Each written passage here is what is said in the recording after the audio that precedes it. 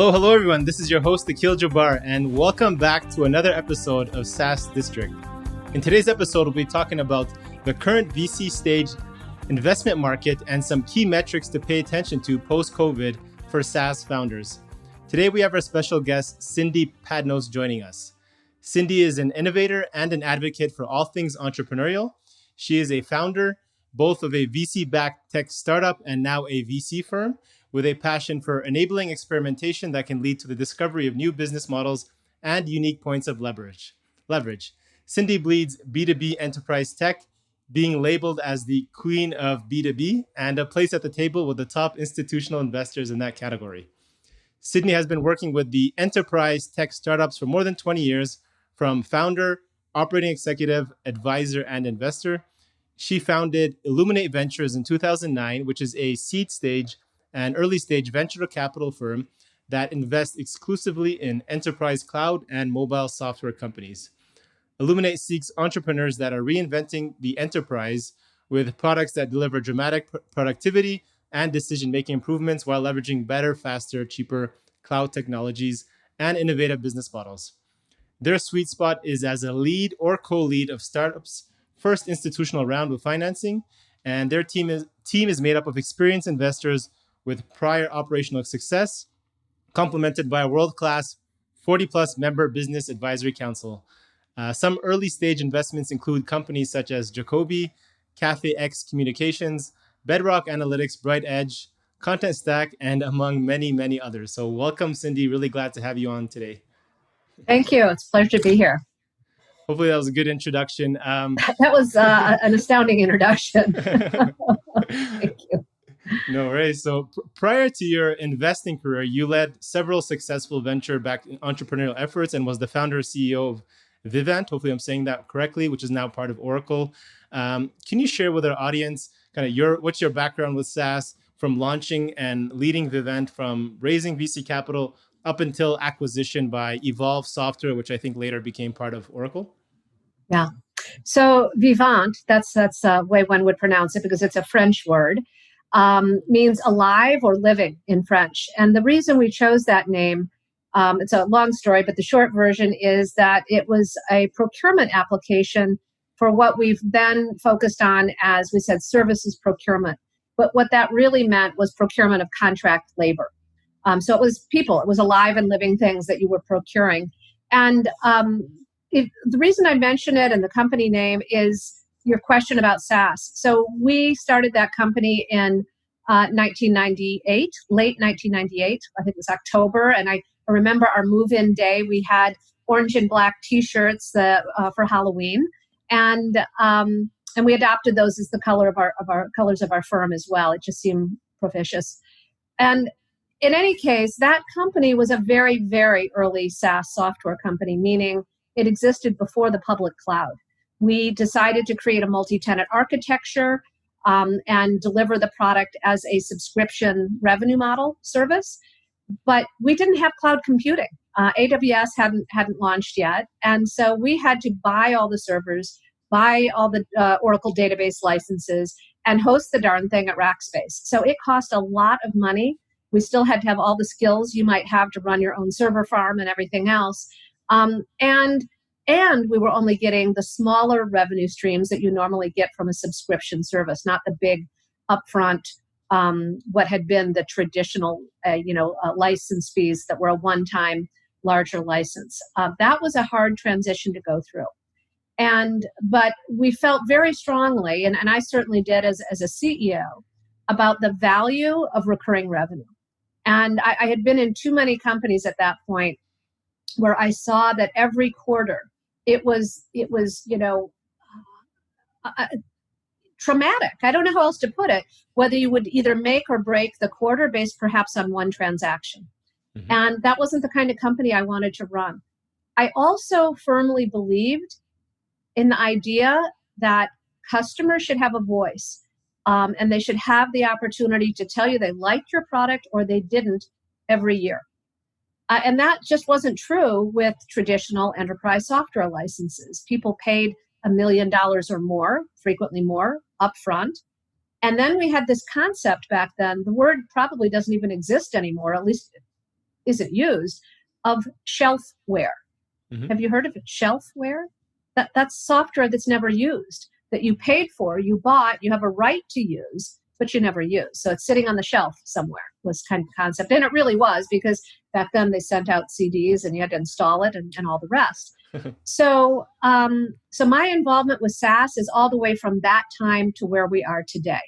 And the reason that we formed Illuminate was largely because I had joined another enterprise tech investing venture capital firm that was a traditional Series A fund after having sold our company. And I came to realize that AWS crept in, and this was around 2006 kind of time frame, that 2007, 2008, founders didn't need $4 million to get started anymore. They didn't have to buy the database licenses. They didn't have to buy servers before they could write a line of code. And in fact, I came to believe that you had to be either foolish or lazy if you didn't just plunk down your credit card, start buying that cloud computing resource, and build a prototype before you ever talk to any investor.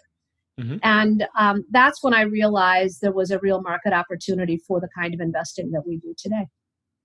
Curious what the cost difference was back then to start building your first prototype from what you needed to like today, and I would imagine a couple of grand maximum to get started. I don't think we could have done much of anything. And again, these were enterprise grade products. They were not something that was going to be put on somebody's iPhone. They had to go through security testing.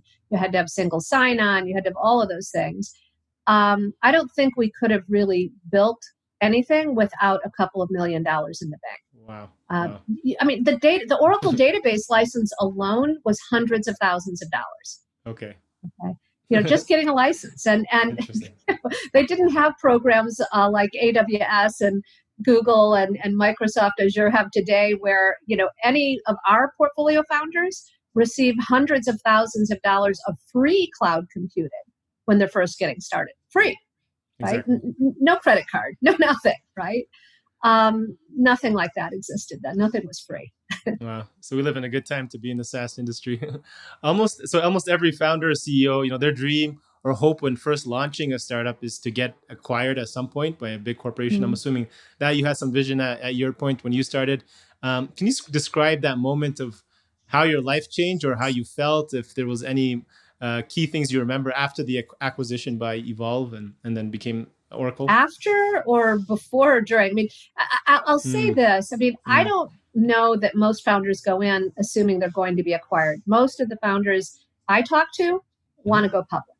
They want to build a big, enduring brand. Sure. And those are the kind of founders we're looking for. Mm-hmm. The reality, however, is very different. That I think it's around 95 or better % of companies that actually get a successful exit are acquired, don't go public. So realistically, you want a founder who understands that, but I don't think you want someone where that's their goal from day one.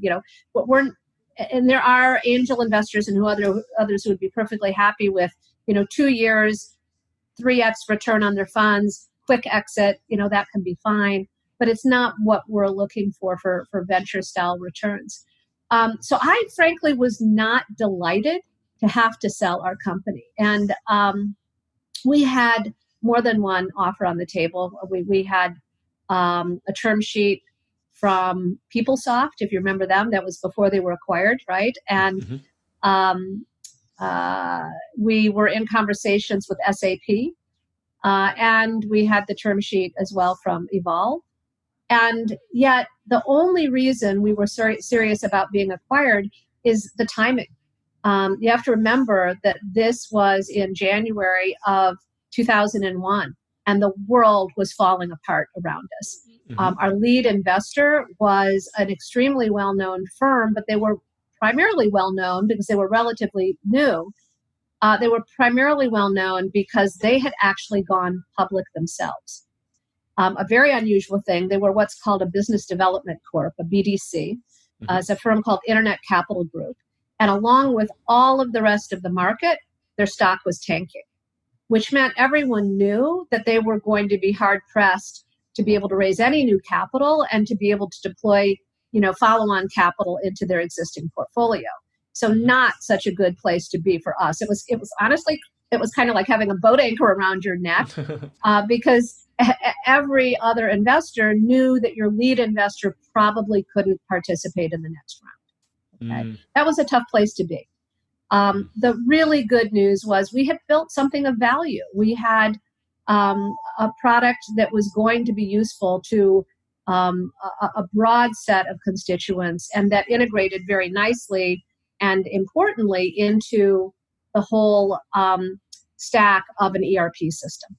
Because if you think about it, they had Ariba on one side that was for hard good procurement. They had us on the other side for soft goods. And we had a partnership with Ariba and with some of the other hard goods procurement platforms as well. Okay. And then after the acquisition, do you feel like it was a life-changing moment at that point? What was kind of your thoughts there? Well, it was life-changing in several ways. I had already pre-negotiated my way out the door. I knew that I'm not a good employee. Let's just put it that way. Sure, yeah. The idea of going to work for someone else again just didn't appeal to me. And I knew I would either go start another company or do something else independently. And so I didn't feel trapped in any way. I did have to learn how to sell stock in a publicly traded company that where we owned a very large portion of that company, because as their share price dropped, we actually at the end of the transaction, because we had negotiated a price, not a number of shares, we ended up getting a lot more shares than anyone had thought we would. Okay. And so it was complex. I was dealing with figuring out how and when to sell those shares for all of our shareholders, not for just ourselves, and had responsibilities there to all of our investors that I wanted to focus on as well. Got it. So how did I feel? I felt at some level a little bit of relief because I knew there was a great opportunity for jobs at a time when this is the .com bust, right? Yeah. And yet all of our team had jobs. And we had an incredibly loyal team. We practiced what the industry calls open book management, meaning we basically opened the kimono and told them all along the way what was happening in terms of the acquisition and what our cash position was and what the risk was. And we did not have a single employee leave during that entire time. The level of loyalty that we received in exchange, if you will, for our honesty and integrity was unbelievable. It was phenomenal. That's fantastic. So just one follow-up question on that. So you said you had 3 term sheets on the table, one from SAP, Evolve, and one other. What was the kind of the main decision there? Was it strictly like the offer, the dollar value, or was it also a component of if they would keep the staff, or do you remember at that point? What was the decision? Well, yeah, I remember. You don't forget these things, but sure. It was an interesting dilemma because PeopleSoft probably, technically was a higher value offer. But I knew that the founder of PeopleSoft was an investor in one of our competitors. And I knew in my heart of hearts that they were probably negotiating with them in parallel and asking each of us to sign a no-shop. Okay. And so we just decided it wasn't worth the risk, that the high probability was, since he was, it's hard to take that bias out of a transaction, right? Sure. And the people who had founded this competing company were former PeopleSoft employees as well.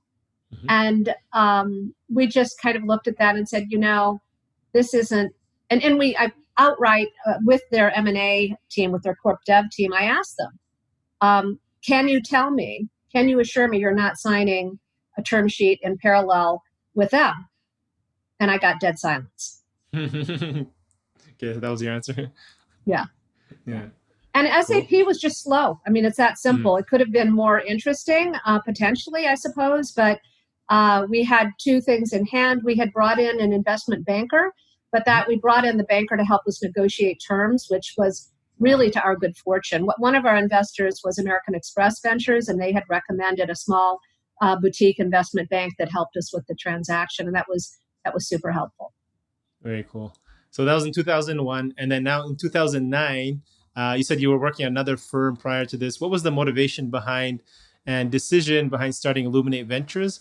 What was your investment thesis at that time? Like, what was the size, stage, location, and how has it transformed to what it is today, which is the B2B enterprise cloud and mobile computing? Well, from day one, the firm has been B2B enterprise software focused exclusively. That hasn't changed.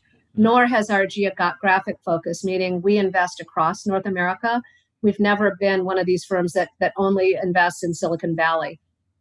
We've also had a thesis from day one around opening the door wider, frankly, being a bit more inclusive than most traditional firms are in terms of the types of entrepreneurs and the stage of company that we'll invest in. So going back to the original thesis, what I think was unique at the time, and it doesn't sound very unique today, is that there really were no seed stage funds, what back then what people were calling micro VCs, that focused exclusively on enterprise software, on B2B software.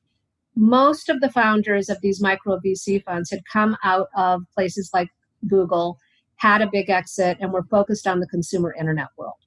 And there was actually, I think, a fundamental belief that you couldn't build an enterprise software company capital efficiently, that a micro VC would have no place because they'd be diluted like crazy and never have enough ownership in the company and never have enough capital for them. But interestingly enough, I knew differently.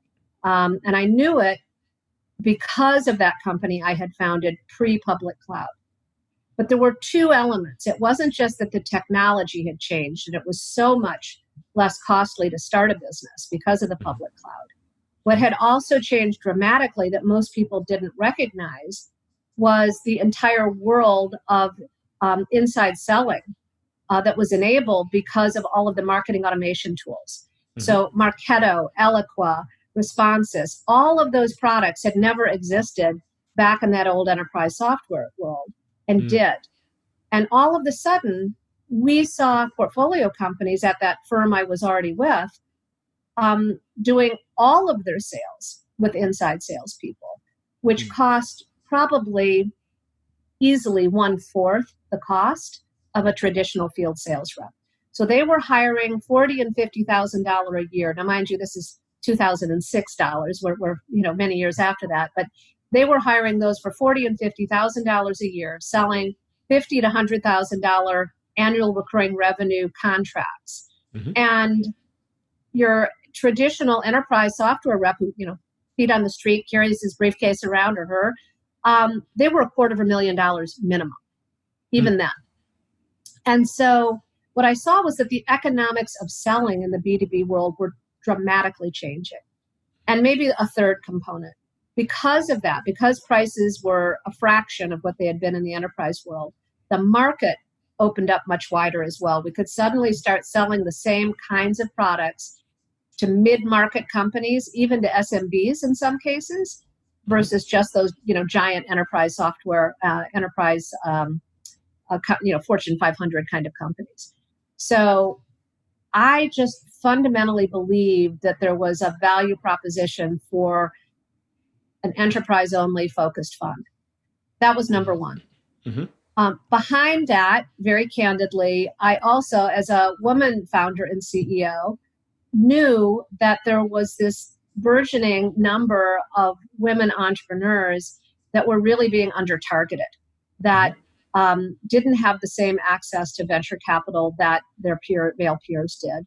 And I wanted to find a way to simply open the door wider, to give them access, and if they were as good or better than any other opportunity, to invest in them. And so it was those two fundamental premises, I think, that you could do seed stage investing from a small fund, an enterprise, and have some great outcomes, and that there was also this under-targeted population. Got it. And then today, are you guys investing only in the US or all over North America? We have several software companies in Canada that we've invested in, and we continue to look at opportunities in Canada. We haven't done anything in Latin America. I think there's certain skill set and language barrier a bit for that, but we've half of our portfolio companies are outside of the Bay Area, but they're in everywhere from LA to New York and in Canada and several locations in between. Yeah. And what else has changed? I brought on my partner, Jennifer, a year and a half ago, Cool. who's just phenomenal. She had been the head of products in the company I founded, went on to Placeware, which was acquired by Microsoft, then ran products at DocuSign and Smartsheet and Flowroot. So she's a phenomenal operator and just a ton of fun for me to work with. So that's about a year and a half old and kind of really doubles our capacity as a firm. Wow. And then in terms of revenue, seed stage, I'm assuming you guys don't work with pre-revenue. What's kind of the sweet spot for size? Are you guys minimum what you look for traction? What's that number that you guys look like? It's a really good question. And this is something that's evolved, I would say, in our first two funds. I don't think I had nearly as much awareness of the opportunity that existed to invest in companies that are actually a little bit further along that have some unique attributes. So revenue isn't the key criteria, but some kind of customer traction or product traction is. Mm-hmm. We've invested out of our current fund, which is our third fund, but Roman numeral 2. The first fund was a very small proof of concept fund that we gave a name to rather than a Roman numeral. So anyway, this current fund, we have two companies that are spin-outs from larger organizations, one from a law firm and one from a very large chip manufacturer that was being acquired and spun out all of its software businesses. Mm-hmm. We have two companies that entirely bootstrapped to over $1 million in recurring revenue with no outside capital. Mm-hmm. And we have others that have been through accelerators and incubators, taking very, very small amounts of capital. And maybe another investment we're just closing on this week that's self-funded through SBIRs. Which was very unique for them to be able to gain government, non-dilutive capital before we invested and build a really amazing set of technology and team. Wow. So coming to today in 2020, so today of this recording, we're in August. I see you've made at least 2 new investments. I think you posted this somewhere since March. Now, you guys being an early stage seed fund, what has been your experience and perspective on the volatility of deal flow and investments with the COVID-19 pandemic, and how has that affected your investment outlook going forward for the rest of 2020? Yeah, so we are perhaps unique in that we closed an investment in March, we closed another in May, and we're closing a third one this week. We're not holding back. We have a very clear vision of the kinds of entrepreneurs and companies we want to invest in, and when we see them, we're going to continue to invest. Mm-hmm. We're about half to 2/3 of the way through our investment cycle with this fund, and so it wouldn't make any sense for us to take a wait and see kind of an attitude. I will tell you that some of that is based on my own experience of investing in 2008 timeframe at the dot-com. It wasn't .com, sorry. At that point, it was the whole giant global financial crisis. And, two of the most successful companies we've had in our portfolio were companies that were this big at that time, tiny. Both of them have grown to be $100 million revenue run rate companies. One of them is a company called Exactly that we took public in 2015. And then 2 years later, it was acquired by Vista Private Equity for $500 million. And the other is a company called Bright Edge that we're still investors in. That's the market leader in search engine optimization and continues to be a very, very successful company. And what I learned is that companies you invest in during tough times, the founders really understand the value of a dollar. Mm-hmm. They're not going to choose to raise additional capital too quickly if they don't have to. And so they're going to create optionality for themselves in their business by being focused on not overhiring, on building real proof of market adoption before putting a lot of resource into the sales and marketing functions. And it's a good place at a good time to be starting a business. Got it. COVID's tough. It's tough in a lot of different ways for all of our portfolio companies. Yeah. Learning, how to manage people remotely is a big issue for some of our companies that are further along that have, several hundred employees. Virtual HR is not the easiest thing in the world. Right? Definitely. And sales motivation. We have a great company in that space called Hoopla that's helping companies be helping their employees to be more engaged and be rewarded. We have a company, CafeX, where they're a secure collaboration platform. We're investors in Coupang, which is the largest e-commerce company in Korea. That's a little bit of an accident. I'll admit they acquired one of our portfolio companies. Otherwise, we wouldn't be investing in Korea. But all of those companies are actually benefiting from COVID. And some are, facing a rocky road in terms of customer adoption and that kind of thing as well. Yeah, we've been kind of lucky in our portfolio. The companies we've worked with, we've always been remotely since day one. But one thing we've always struggled with was salespeople and getting that motivation and hitting them. And yeah, so I don't think it's been solved yet. Take a look at Hoopla. Hoopla? Okay, I'll check it. HOOPLA. You got it.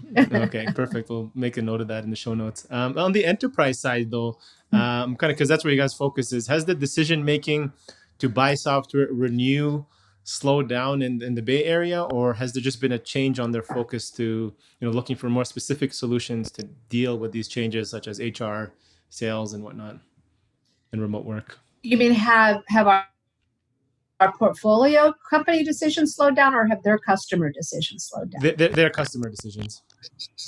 Yeah. Okay. That's what I thought. I just wasn't clear. Sorry. So in terms of buying process, there is absolutely no doubt that most of our portfolio companies are experiencing a slower process. Okay. And the reason for that in each company is a little bit different, but primarily what's happening is if a decision used to be able to be made at this level, now it's at this level. Okay. The budget may still be there.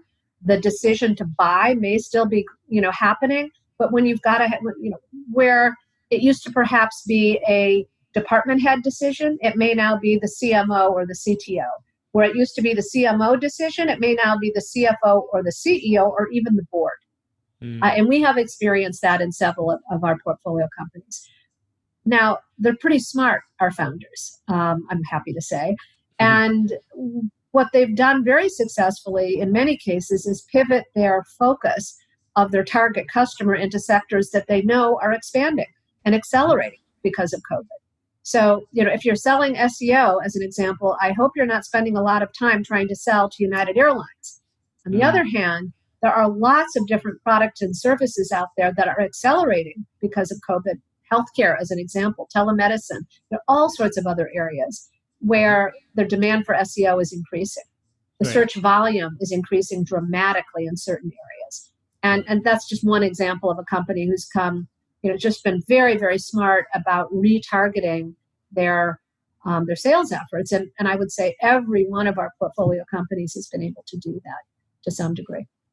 Makes sense. Anything else that you are advising specifically, or you're hearing from your founders in your portfolio of SaaS companies around planning for both, let's say, the short term, medium, and long term for this new normal, and how are they preparing for these multiple scenarios and uncertainty, such as that's a good question. One of the big struggles some of our further along companies have is do we plan that sales is always going to be a remote function? Because they did certainly see a productivity hit when everyone started working from home. Not because people weren't working hard, but because the collaboration that happens in an office space is different. It helps, for whatever reason, to accelerate sales. So there are decisions that might seem no-brainers in the sense, well, it costs less, people are happier working from home, but there's still some decision trade-offs around productivity, right, and actual outcome. So some of our, I would say probably half of our portfolio companies are deciding that they are not renewing leases and are basically working their way out of any significant office leases at all, which is very interesting to see. And the other half have already decided, but they've made decisions. They know what's best for their team and their culture, and they've decided, no, we're going to have office space. It just may look a little bit different, not just the configuration of it, but who comes in and when they come in, from what it was in the past. On a cost basis, I would say that every one of them has taken quite aggressive steps to figure out, determine ways that they can reduce their costs, whether that, well beyond just their, office leases. We have companies that are fundamentally renegotiating all of their cloud service contracts.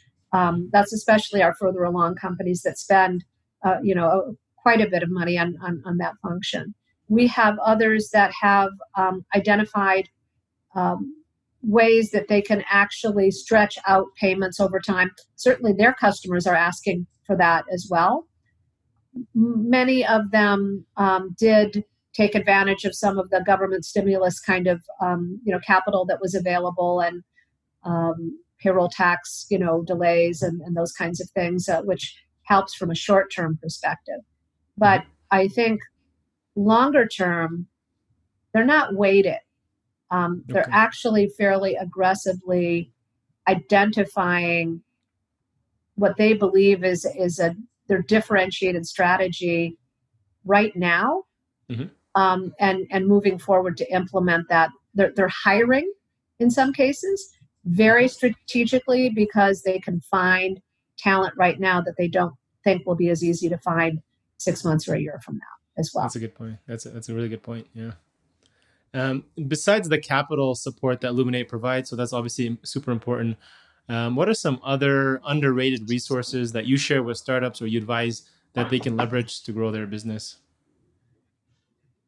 We have, you mentioned that in that unbelievably long introduction, I was like, gosh, I must be really old to have all that have happened. But we have, you mentioned a really incredible business advisory council. We have, I think it's about 45 members of that.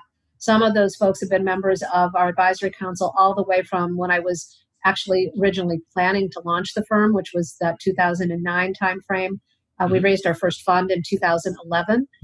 But they are all from the enterprise tech world, corporate executives, founders themselves of very successful enterprise software companies, other VCs and people from that venture ecosystem. And then we also have a group of nonprofit CEOs that are in organizations that coach, mentor, seed fund, educate high-tech entrepreneurs as well. From Stanford, from Carnegie Mellon, from Astia, Springboard, etc., all of those people. Those resources are resources not just to us as the partners in the firm, but also to our portfolio companies. Several of them have and still do sit on some of our company boards. The board chair at Exactly, when it went public, was one of our advisory council members. The board member at Cafe X, one of our advisory council members who's worked in the category that company's in for 30 years of his career. So they help us with deal flow. They help us with due diligence. They frequently are parts of companies that become the first customers of our portfolio companies. They have helped us with M&A transactions, including, many of these people sit on public company boards, and we've had 4 of our portfolio companies acquired by public companies, a couple of those through introductions from our advisory council members. Wow. So that's an incredible group. We also have a super strong internship program with Cal, Stanford, Wharton's West Coast, and Carnegie Mellon. And we've ad hoc, once in a while, some other interns as well. But we have 6 to 8 of those people, and sometimes more, throughout the class year. So they're not summer interns. Frequently, they work with us for several years, not just for a few months in a summer. And they help us not just with diligence when we're investing in a company, but they'll frequently get involved afterwards. One of them just did a whole pricing strategy analysis for one of our companies. Another did a whole competitive assessment of their competitive landscape. And those are resources that we try to bring to bear to the portfolio as well. That's super cool. Now, are the entrepreneurs have access to this council board at any time if they need? They can just reach out and email them, or they go through us because we can help them get kind of faster response. Sure, sure, yeah.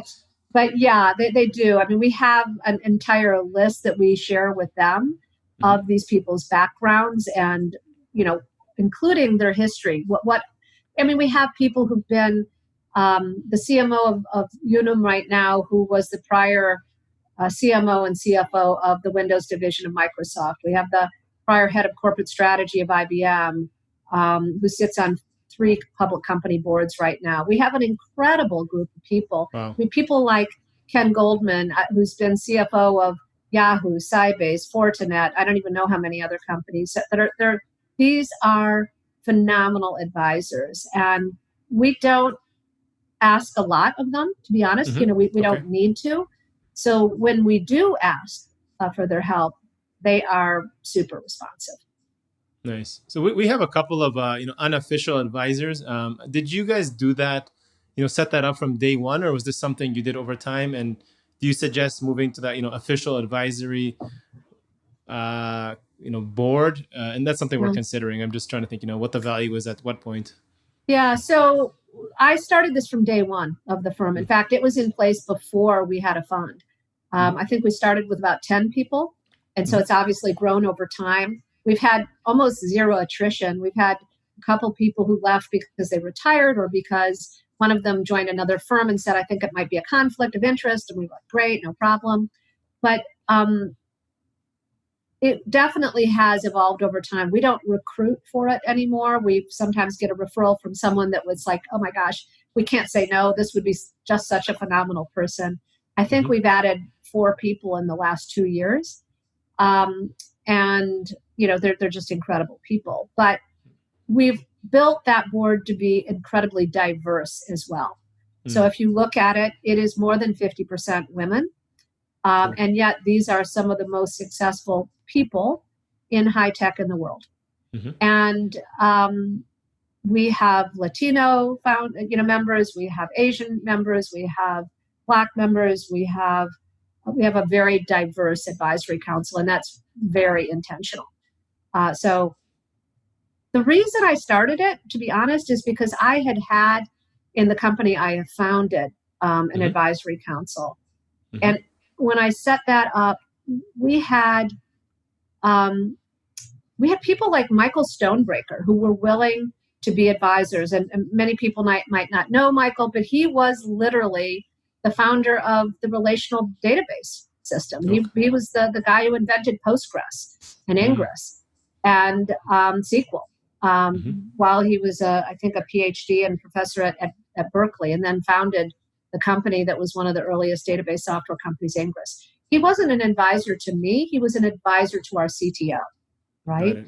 And that's just an example. So we had even then a goal of having a group of advisors that could be helpful to our entire team, not just to me as the CEO. And so when we built our business advisory council for the firm, we took the same approach. We want people who can be helpful to all of our portfolio teams, not just the CEO there either, and not just to us. And by the way, most of these people have skin in the game. There are LPs in our fund. Got it. That's what I figured. Yeah, that makes more sense. Now, speaking of the investment criteria, so we talked about the actual vehicle or the horse, being enterprise and certain revenue or certain things you're looking for. Can you pinpoint any trends you have seen in founders in your portfolio, whether it's their personality or their background or skill set that has generally performed better in terms of overall performance for your portfolio and for the company that you see repeatedly? I would say 2 things. Most of our founders, at least someone on the team, has deep domain experience. It's not every member of the team, but they really know what the business problem is that they're trying to solve. I would say that's one piece of it. The other is experimentation.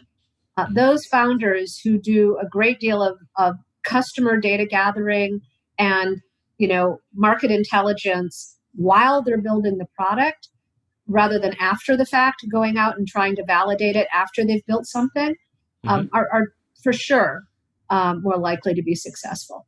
I would also say the founders who understand that they have to be the ones to close the first sales, and don't think that they can just go hire someone to do that, tend to be much more successful. So, and that means even if they're engineers by background, that means even if they've never sold something in their lives, that they understand that that's a key part of building, a successful business from ground zero on up. I call it founder heroics. And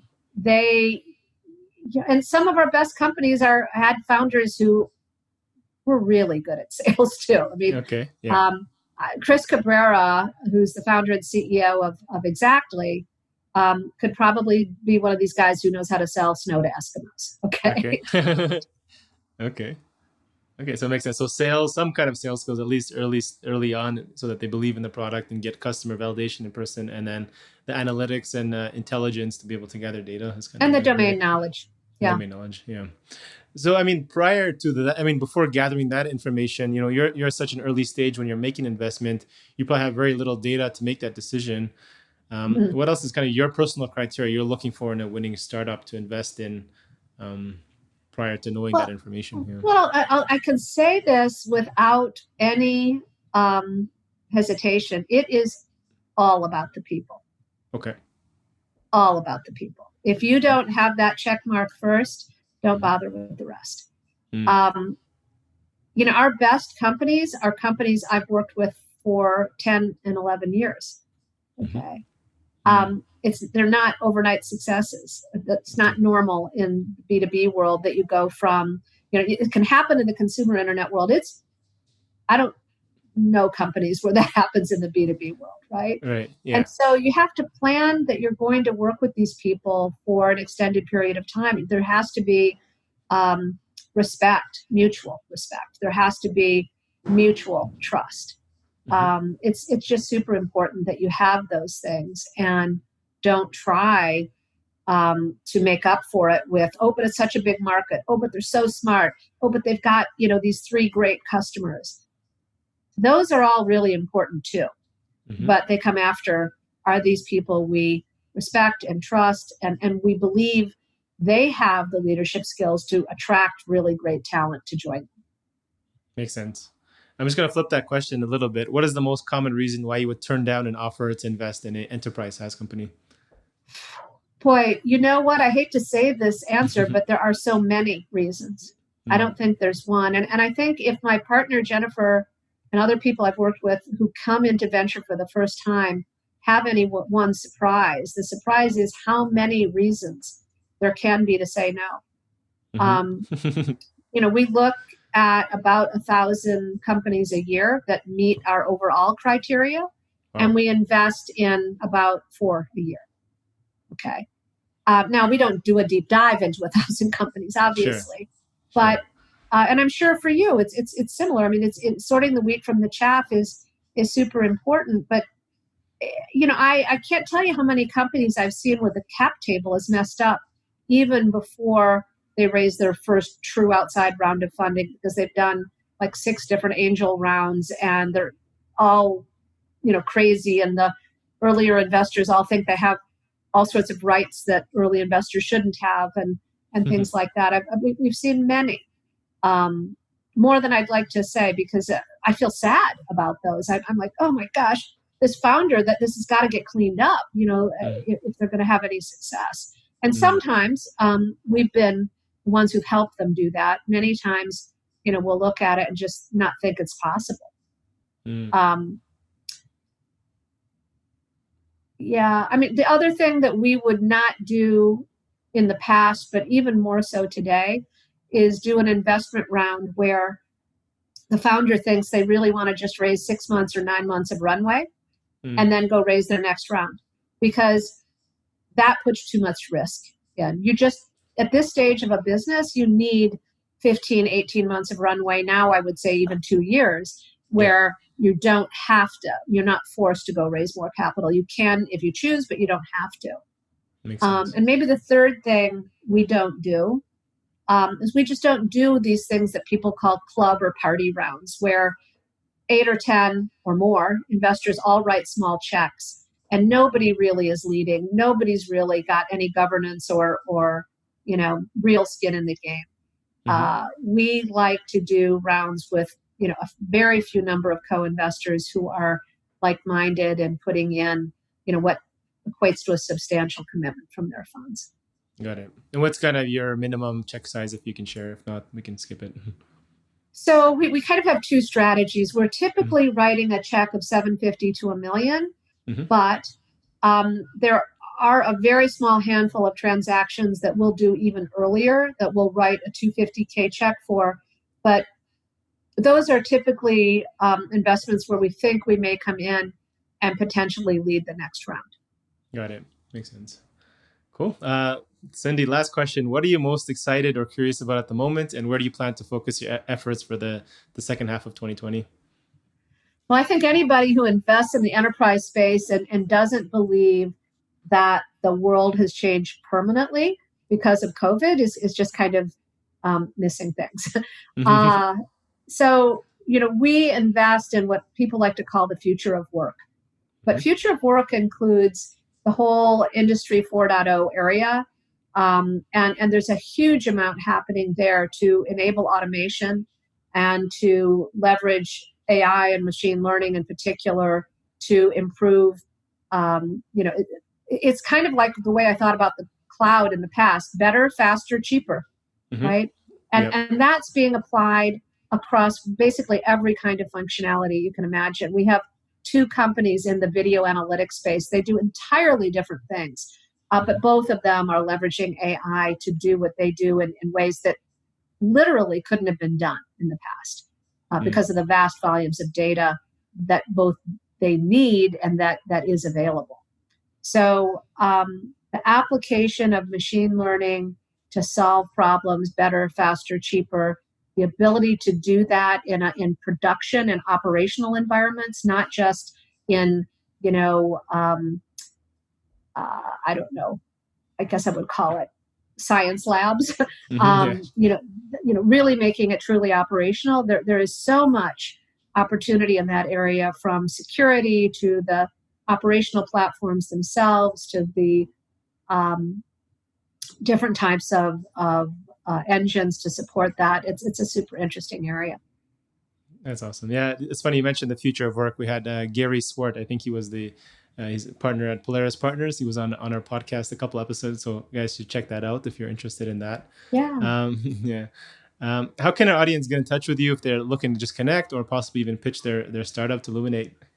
Okay, so I would urge them to just email contact@illuminate.com, because I'll be really honest, if I tried to triage everything, it will be slower than if they do that, where our whole team has access to that email, and we'll proactively take steps to respond.